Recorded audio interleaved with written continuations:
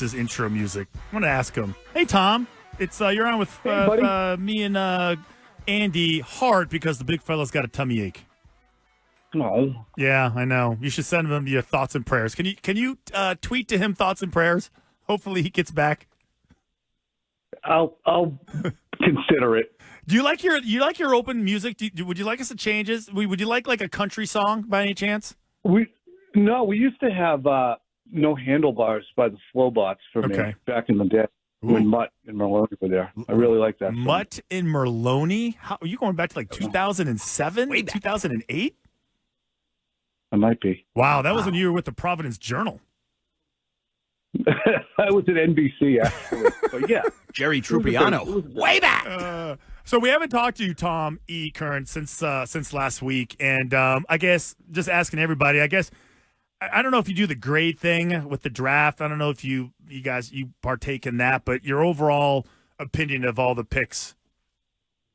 I'd give it a B+ because while I do continue to think a trade down was the way to go, they stuck to what their plan was. They took a home run swing at the top of the draft with Drake May, who may or may not develop the way they hope.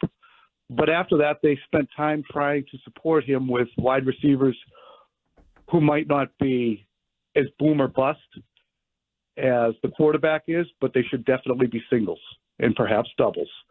And that's what they need. They can't afford to be taking wide receivers who are non-contributors or any pass catchers. You look at since 2019, the pass catchers the Patriots have selected, whether it be N'Keal Harry or Tyquan Thornton or Dalton Keene or Devin Asiasi, they've got nothing out of those picks. And those are all third-round picks or sooner. So draft a quarterback, then bring in players who can support him. When you hear the Jalen Polk, Jacoby Myers comps, well, Jacoby Myers would have helped last year. And maybe you didn't have to take a quarterback this year had that quarterback been better. But I think you're going to upgrade a quarterback overall with Drake May, even though I still think a trade down. Listen to this. Say you traded down with Minnesota. You get the 11th overall pick, the 23rd, and a 2025 first-round pick. You can take J.J. McCarthy. You can take Xavier Legette. And maybe you can take next year's first-round pick and jump back up and take a tackle like Tyler Guyton. And then you still have 34. So to me, in hindsight, I still think a trade down was the way to go because I think J.J. McCarthy is right now a better quarterback, and I do think that down the road it's going to be tough to comp because these two guys are in different situations. I think J.J. McCarthy is going to be a productive quarterback in the NFL, and May is more of a wild card. So, Tom, before the draft, one of the big conversations was the roster being ready for a quarterback, blah, blah, blah. Well, now the draft has come and gone. The roster is virtually set. There can be minor changes moving forward. What do you think the plan is for the supposed not ready to play right away Drake May? You think the plan is to midway through the season, he can win the job in week one? What do you think the sort of loose framework is we're working with here? I think the default is he's going to sit. I really believe that, just indicated by the fact that Gerard Mayo first stated, best player will play and then circled back on draft night to kind of put that toothpaste back in the tube and say that Jacoby's a starter. I think that was an indication of that's where the mindset is of the team. What's interesting to me is this comparable to 2021? Because Mac Jones played so well in that training camp, he was undeniable. And Cam Newton didn't have a bad camp. That was the interesting thing. But Mac Jones' camp was so good, and he was out there every day, and he was so proficient and so much better than Cam Newton in terms of accuracy, speed, getting rid of the ball, ability to rebound after bad practices, his sessions against the Giants where he totally outplayed Daniel Jones, who a year later got a huge contract. I think all of those things made it impossible to ignore Mac Jones. Now, I don't think Jacoby Brissett is going to be as easy to beat out as Cam Newton because he's a better thrower. And I think that might keep Drake May, on the sidelines. But what happens if he is that much better than Jacoby? Do you put him out there behind that offensive line that you have question marks? If all five starters are out there and Okorafor can play on the left side, okay, then, but he has to prove that. I would not want that kid back there with a footwork renovation ongoing and then seeing a blitzkrieg every week, because that's what really sent last year south for Mac Jones is he had no protection. If you have a stationary quarterback with a below average arm and no protection, he's going to start worrying about the rush, which is what he did. So we're talking to Tom E. Curran, and Tom, I was last week when we were out in Detroit. I ran into a couple of friends of mine, and then talked to a couple guys who were scouts for some teams. And the general consensus, and I'm curious to know your opinion on this. Just discussing all the different options at quarterback. One of my friends said it's irrelevant who they pick. He says, "quote I actually worry about whoever goes to the Pats." Based on Alex Van Pelt, T.J. McCartney's ability to develop a young quarterback. Do you find that? Do you agree with that? Are you worried about that also? Yeah, I think it has to be monitored all the way through camp. Absolutely, because everything's unproven. I mean, I think what Alex Van Pelt and the Cleveland Browns did last year with 5 different quarterbacks and still being a team that was as capable as it was, even though it was propelled by defense, it does speak to an offensive coordinator who is pretty good at his job in developing and tweaking things. But you had a head coach in Stefanski who's an offensive-minded head coach. So I'm sure there were multiple hands there. The McAdoo, Van Pelt, McCartney, Troika should be able to develop the quarterback. There's 3 guys there. And as Mayo pointed out, there's 17 new coaches this year. So there's a lot more manpower there.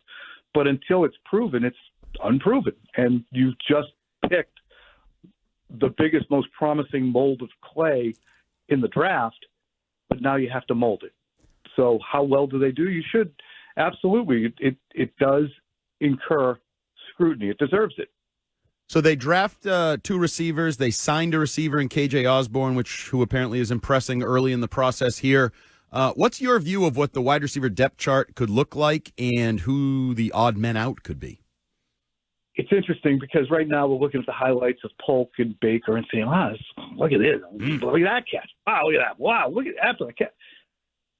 And we could do the same thing with Kayshon Boutte last year. And he ended up in mothballs all season. But he had a good camp. He was out there every day. He made acrobatic and great body control catches. He was dependable. And he had great highlights. And that felt like a steal. Now, we don't even know if he's going to be back on the team because of his off-field issues. Tyquan Thornton, again, he is not completely irretrievably horrendous. We saw it, Andy. So you got that going for you. I was going to say, he is not completely, totally crappy, unsavable. Well, I think people would believe that Tyquan Thornton's doomed. And, Andy, you and I both watched him in 2022 in training camp. He wasn't a one-speed Bethel Johnson guy. He could change gears. He could set things up. He's just too brittle. So can he be, and he has added bulk, it seems, from, shirtless pictures sent out, that he might be able to. So I wouldn't bail on him. I think Juju's on borrowed time. But I don't know what the wide receiver room will look like until we kind of see what their initial, designs are on how they'll use Polk and Baker out of the chutes. I mean, they're young guys. So everyone looks good right now. But, again, to go back to the tight ends, I remember Phil and I looking at Keenan Asiasi and presuming that they would be, I said, okay, 44 catches for Keen, 41 for Asiasi. I don't know if either of them had 4 in their careers. Yeah, combined. that was and both those guys were 4th-round picks, weren't they? I believe so. Third. Holy cow! Swing and a miss. Here's so 8 picks, 7 of the 8 are offense. But finally, good news on the defensive front. Barmore re-signs one of the biggest contracts in a long period of time for the Patriots. Just what does that mean for him? As far as his importance to the defense. I think he and Gonzalez are the cornerstones of the defense, and they should be good for a long time. So to me, you've now got Gonzalez still under control for ostensibly 4 more years because you have this 5th-year option you can pick up, and you have one of the, I would say, a top 10 defensive tackle in the NFL in Barmore. You're going to have to look at edge a little bit with Judon getting older. I think Anthony Jennings, Keon White, these guys are all outstanding. I thought Jennings was remarkable last year in his improvement. Uche continues to be a situational guy, but I would look at edge as someplace they still have to address for the future. But to me, you have a cornerstone defensive tackle and a cornerstone corner. So I think that's really good for the defense in a period of time where they didn't do really anything on defense in free agency, really, and definitely in the draft. Now that the draft is over, undrafted, where do you sort of you mentioned a little bit of it earlier. I don't know if you can find a tackle at this point, but are there holes? Because Robert Kraft at the owners' meetings talked about post-draft opportunities to add to the roster and improve the talent. Where should they be targeting, and do you think it's realistic to really get anything at this point that could affect the roster? Yeah, I think edge. I would continue to look at that, and I would continue to look at corner. I believe Stephon Gilmore is still available, right? I believe so, yes. I like that idea. You were first on that. I like that idea. I think Stephon Gilmore would make sense. Does he want to come to a rebuilding team at this juncture? Yeah. How much? Yeah. You take the veteran lap is what it's called. The what? The veteran what? You're taking the lap once more around the track. Yeah. Okay. It's like, he's won a championship. He's been paid a lot of money. And now it's all about how many more years can I add so I get that severance pay. Ooh, that's good. That checks the Ty portion of the program. Yeah. Yeah, and what a better place for him than here. I mean, geez, they probably would love him to be here. Yeah, so to me, that would be a smart place to look at. Shore it up with Stephon Gilmore on the other side. And, he had some very good games. I think that there are games there, too, where he was with Dallas last year where he got lit up, but he also had some very good games with Dallas down the stretch, too. So I would look at that as a position where you can say, okay, there's still places you can add.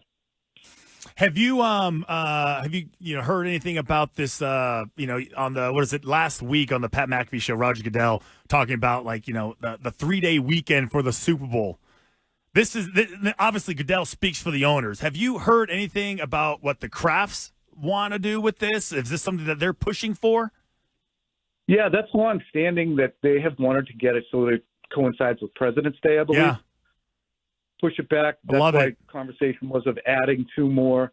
We're not going to 17, going to 18. That was a part of that conversation, I think, when they were expanding the schedule. So that is their desire to eventually get, I think, to President's Day so that we're going into late February with the NFL season. So mid-July to late February. Dominate. So I'm wondering if the coaches feel like their job is becoming harder based on the fact that they're not going to have preseason games, or maybe they just kind of, work on the whole, inter-squad meetings or practices with, joint practices with other teams. Maybe that's just how they get their work more controlled. Yeah, I mean, and it changes the product. We've talked about it ad infinitum, I think, with offensive line people who talk about the lack of development because offensive linemen don't hit as much in the preseason, and they just don't have the same timing, and their entire season has been delayed in terms of when they get to game readiness. And you can speak to this too, as somebody who was in double sessions for a good portion of your career, how much that impacts how much you can teach, whether or not, guys are able to actually put hands on each other and drive each other around. It doesn't really happen until the second week of training camp, Andy? Yep.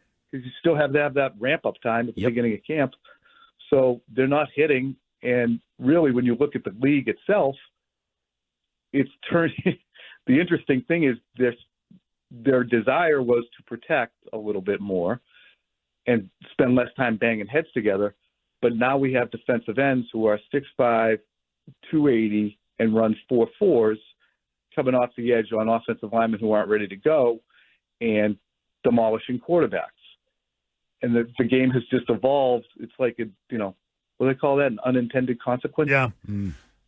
Hey, listen, I know we got to let you go real quick. Sorry, Andy, but because we do got to talk. I am a hockey insider, so I have some hockey breaking news. I got to get to after trending. I don't want to give it away yet. Real quickly, though, do you know who Mike Giddings is? You ever heard that name, Tom? I have not. Should I Google it? No. It's there's something that we're going to do at around 1:25. I just realized that there's this father and son duo that have created like a chart, and it's proprietary to them that NFL teams use to indicate whether a guy is going to help them right away, can win on their own, or needs help around them. They use two different colors. They use blue and red. And blue would be a Brady, Manning, Mahomes. A red would be like a Kirk Cousins or a Jimmy G. We're going to break that down at around 125. I'm wondering if you actually ever heard of anything like this, because I don't think the general public knows about it. No, I haven't. And it'd be interesting to hear what the results are, because I think that, is it just relative to quarterbacks, or is it relative to every position, every single position? But so before you even come out of the draft or while you're playing, even as a free agent, this father and son duo create their own chart, and they list each position, and they determine which one has the highest success rate for helping their team, which is the most difficult positions to translate into pro football, and which is one is the easiest. I thought it was interesting. So, Pate, if you tune in at 125, we'll break it down for you. Well, of course I will. There you go. You're a P1. You're a P1. Hopefully I won't fumble it. All right, Tom, thanks, man. I appreciate it. Hey, who starts in net for the Bruins tonight? Pardon me? Who starts in net for the Bruins tonight? Who was first off the ice? I don't know. I just know who started. I don't know, tonight. but it's got to be Swayman either way. Who gives a rat's Okay, I will tell you. I will tell you when we get back. Okay, so you got to listen for like a whole another 2 hours. Wow. All right, Tom. There's Tom E. Curran.